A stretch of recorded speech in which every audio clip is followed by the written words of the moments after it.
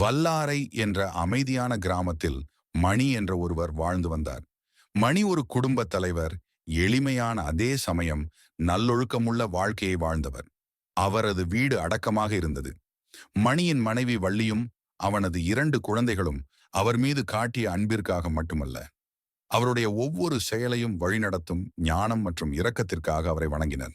ஒரு நாள் அலைந்து திரிந்த முனிவர் ஒருவர் கிராமத்திற்கு வந்தார். இந்த முனிவர் தனது ஆழ்ந்த அறிவிற்காக மதிக்கப்பட்டார். மேலும் மக்களின் உண்மையான தன்மையை சோதிப்பதற்காகவும் அறியப்பட்டார். அவர் கிராமத்தில் சிறிது காலம் தங்கி அங்கு குடியிருப்பாளர்களை கவனிக்க முடிவு செய்தார். கிராமத்தில் உள்ளவர்கள் மணியின் வீட்டிற்கு அடிக்கடி செல்வதை முனிவர் கவனித்தார். மணி ஒரு குடும்பத் தலைவராக மட்டுமில்லாமல் சமூகத்திற்கு ஒரு தூணாகவும் இருந்தார். தனது பெற்றோர், வாழ்க்கை துணை, குழந்தைகள் இவர்களுக்கு மட்டுமல்லாமல் இளைஞர்களுக்கு வழிகாட்டுதல் தேவைப்படும் போதெல்லாம் அவர்கள் மணியின் ஆலோசனையை நாடினர். வயதானவர்களுக்கு ஆறுதல் அல்லது உதவி தேவைப்படும் போது தயங்காமல் அதை மணி அவர்களுக்கு வழங்குவார். கிராமத்தின் வழியாக செல்லும் துறவிகளுக்கு நன்கு உணவளிக்கப்படுவதையும் கவனித்துக் கொள்வதையும் உறுதி செய்தார். ஆர்வத்துடன் முனிவர் மணியை அணுகி, நீங்கள் ஏன் மற்றவர்களுக்கு சொந்தமான பொறுப்புகளை ஏற்றுக்கொள்கிறீர்கள்?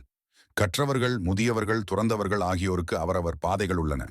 அவர்கள் விஷயங்களில் உங்களை ஏன் ஈடுபடுத்துகிறீர்கள் என்று கேட்டார். அதற்கு மணி சிரித்துக்கொண்டே, நான் ஒரு எளிய மனிதன், ஆனால் வாழ்க்கையின் பல்வேறு பாதைகளில் நடப்பவர்களை ஆதரிப்பதே உண்மையான அறம் என்று நம்புகிறேன். கற்றவர்கள், முதியவர்கள், துறவிகள் என ஒவ்வொருவரும் ஞானம், பாரம்பரியம் ஆகியவற்றை பாதுகாப்பதில் பங்கு வகிக்கின்றனர். நான் ஒரு குடும்பத் தலைவராக அவர்களின் பயணத்தில் அவர்களுக்கு உதவ முடிந்தால் நான் நீதியில் உறுதியாக நின்று அவர்களுக்கு உதவுகிறேன் என்று பதிலளித்தார். மணியின் புரிதலால் கவரப்பட்ட முனிவர், நீங்கள் தாழ்மையான வாழ்க்கை வாழ்ந்தாலும் தனது பெற்றோர், வாழ்க்கை துணை மற்றும் குழந்தைகளுக்கு மட்டும் உதவினால் போதும் என்றில்லாமல் கற்றோர், முதியோர், துறவிகள் ஆகிய முப்படையினருக்கும் உண்மையான ஆதரவாக இருக்கிறீர்கள். உங்களுடைய வீடு வெறும் வசிப்பிடம் அல்ல, ஆனால் நல்லொழுக்கத்தின் சரணாலயம் என்று மணியை பார்த்து கூறினார். மணியின் கதை வெகு தூரம் பரவியது.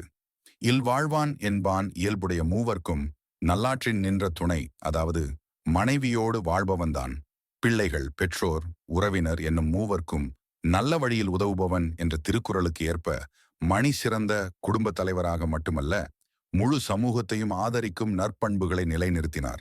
சன்மார்க்க வழியை நாடுவோர் அனைவருக்கும் ஒரு உண்மையான இல்லறத்தார் பலம் தரும் தூணாக இருப்பார் என்பதை காட்டும் அவரது வாழ்க்கை குரலில் உள்ள ஞானத்திற்கு ஒரு எடுத்துக்காட்டாக அமைந்தது.